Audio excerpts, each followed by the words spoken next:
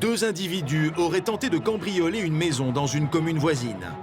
Pour tenter de les coincer, Hugo et son collègue Laurent ne perdent pas une seconde. On est juste à côté de la commune, donc on essaye d'y aller rapidement pour éviter qu'ils prennent la fuite aussi. Ce sont peut-être les hommes qu'ils cherchent depuis des semaines. Arrivé sur place, un témoin les attend. C'est lui qui a prévenu la gendarmerie. Vous les avez vus? Deux jeunes, un en blanc, un en noir. Ouais, c'est deux jeunes. Ils sont partis de l'autre côté, ils sont partis à pied. Et c'est deux jeunes. Hein.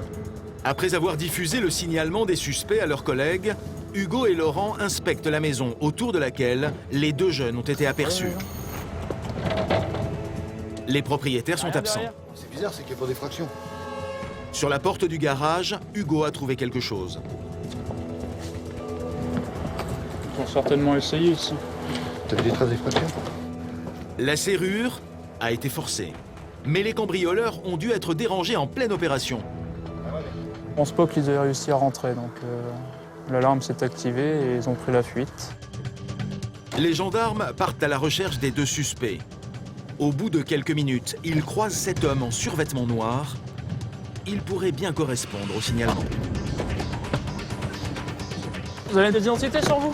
Non, j'ai pas plus d'identité. Vous habitez où? Il est 2 h du matin.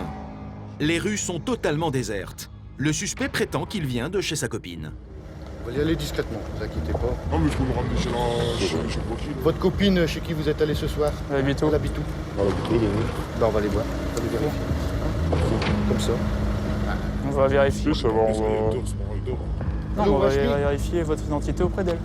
Vous comprenez, je vais me mentir. L'alibi de cette fameuse copine est confus.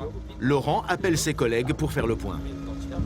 Bon, écoute, il me dit qu'il vient de chez une copine, donc on va faire les vérifications. Je vous explique tout de suite. Hein. On vient d'aller sur une tentative de cambriolage. Non, c'est pas malin, vous pouvez ramener toute la personne, on a pas de problème, ok.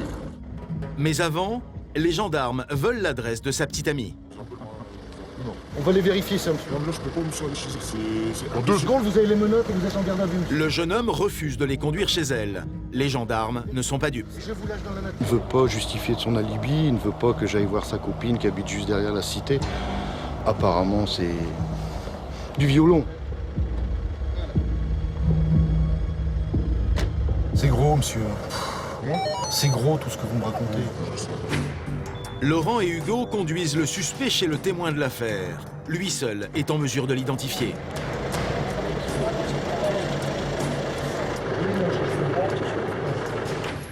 Au même moment, leurs collègues débarquent avec un nouveau suspect. C'est lui, il est assis derrière. Cette fois-ci, le témoin est formel. C'est des menteurs, là. Attends, L'individu identifié est conduit au poste. On va juste faire une vérification d'identité à la gendarmerie de Wormhout. Mais le témoin et sa femme viennent de livrer une information capitale aux gendarmes. En fait, les gens nous disent qu'ils ont vu un Duster Dacia rouler très lentement juste devant son habitation, que le véhicule s'est arrêté et que l'individu a téléphoné. Donc ils pensent que ça a une relation avec les individus en question.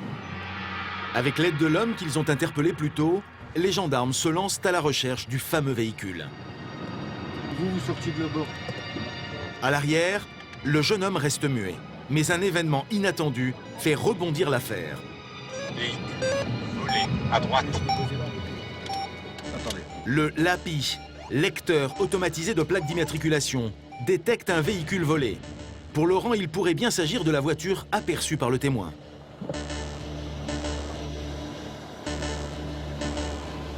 Attends, je t'explique un truc.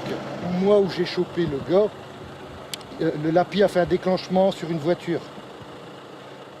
Ouais, voilà. Donc la voiture, c'est une Renault Mégane, dont les clés ont été volées le 5 août à Lambersart. Et la voiture, elle est ici sur Herzl. Bah, si les affaires sont liées, ce serait pas mal. On aurait un vol de véhicule, plus une tentative. C'est que du bonheur. Pour Laurent, l'enquête n'est pas terminée. Il manque toujours le deuxième suspect aperçu par le témoin, le fameux homme en blanc. Avec Hugo, ils reprennent leur patrouille. qu'on a reçu l'ordre de notre commandant de compagnie de repartir sur le secteur. Mais surprise, ils débusquent un groupe d'individus cachés derrière des buissons. Bonsoir. Vous cherchez? Collègue de l'AXD. Des collègues policiers, eux aussi sont aux trousses des cambrioleurs présumés. Ils ont été interpellés? On les a. Ouais Fred, c'est bien ce que je pensais, ils ont été interpellés. C'est reçu pour l'ensemble du dispo.